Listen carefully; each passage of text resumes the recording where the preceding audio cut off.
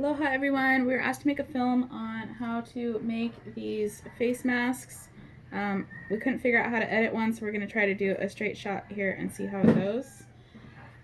First off, the fabric that we're getting is from Wazoodle Fabrics, and I can put a description and a link so you can make sure that you're finding the right ones, but they have something on their website to help you find the correct fabric to make masks with. There's two that we got from them. We have this jersey, so the inside of this, which is the part that ends up against your face, is the smoother side of the fabric, and it stays nice and dry. So if you have to wear these masks for a long time, it'll pull the moisture away from your face. This layer it's treated with Silvadur, they call it, which is an antimicrobial, so that makes it a nice candidate for masks. And it's got an outer layer of bamboo and cotton. These are really stretchy and kind of hard to work with. So what I recommend for everyone is there are 3 different sizes of masks we've been making, and I cut the regular cotton fabric that goes on the top off first. You can do whatever pattern you want. A 7-inch square is a small adults is what it comes out to. That finishes about 6.5 inches across. This is a medium. This is an 8-inch square, and then a large is a 9-inch square. So I cut the squares out, then I lay these 2 super stretchy fabrics out on top of each other on the table with this smooth side of the jersey up. You put the front of your fabric that you want to be facing out down against that. And then I just pin the top and sew across the top so that I've got some kind of control of my fabric here. Next step is that you want to add in your elastics. So we've been cutting the elastics at 7 inches. That seems to work out pretty well for most folks. If you want it to go around your head, then it cuts at 17 inches. And they need to be attached to the top and bottom of the mask. So these are just the ear loop ones. See, I've pinned it in here at the top. And what I'll do is when I get to the machine, I'll pin it here and here as well, sew down to this lower point, and then you kind of have to, reach up in there and pull this other side of the elastic down and attach it at the bottom. It's a little bit easier to do once you're in the machine. So that looks like this. We've got this one sewn all the way down. See, and it's attached on 2 points, on the top and the bottom. Make sure that it's between your front-facing fabric and the smooth side of the jersey that's going to be against your face when you're all done. I recommend, as you're doing that, to actually I didn't do it on this one, but take a little bit stitch further in here towards the center of the bottom. And so now that I've got both of my elastics in here, it looks like this. See, I've sewn in just a little bit. And what that does is it makes it easier to deal with these corners when you go to turn it and sew the bottom of the mask. So you're going to turn it right side out. And if you're going to add a wire, we're using these, they call them white fuzzy sticks. I'm old enough to remember that these were called pipe cleaners. Our little one's 2 cents, isn't she helpful? So you can get these, they're really inexpensive. I think I got them at the craft store here locally. And I'm just twisting them, folding them in half and twisting them. You get these nice wires that fit right up in here at the top.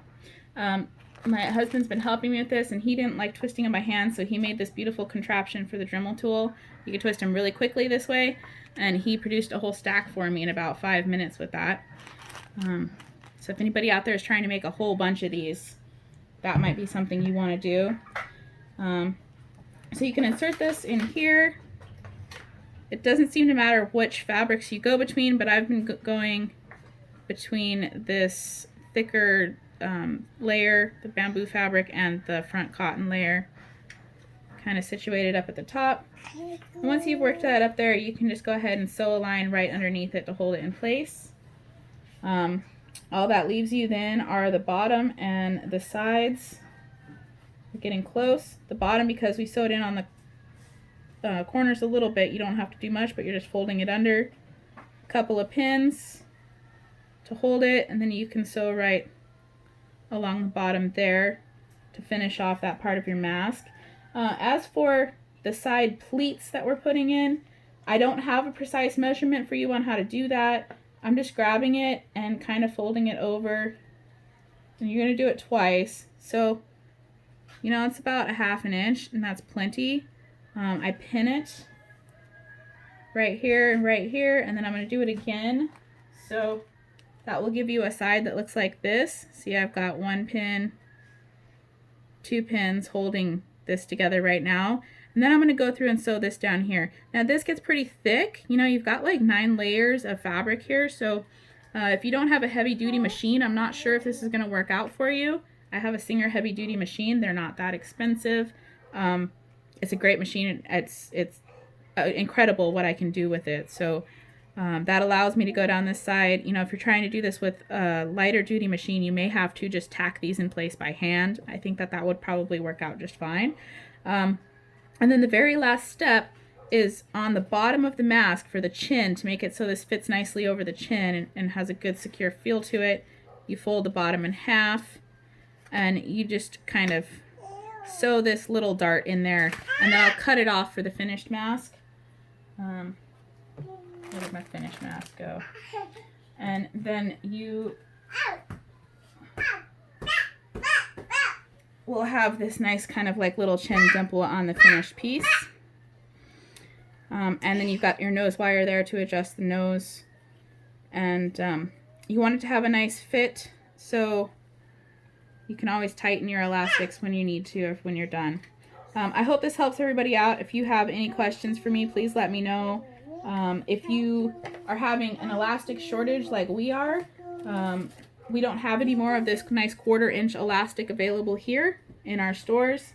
So we got some of the 1/2 inch elastic, and you can, if it's this type of elastic where the elastics run lengthwise, you can just cut it in half and that works too. Got to work with what we have right now. So I hope that helps everyone. If you have any questions, please feel free to let me know.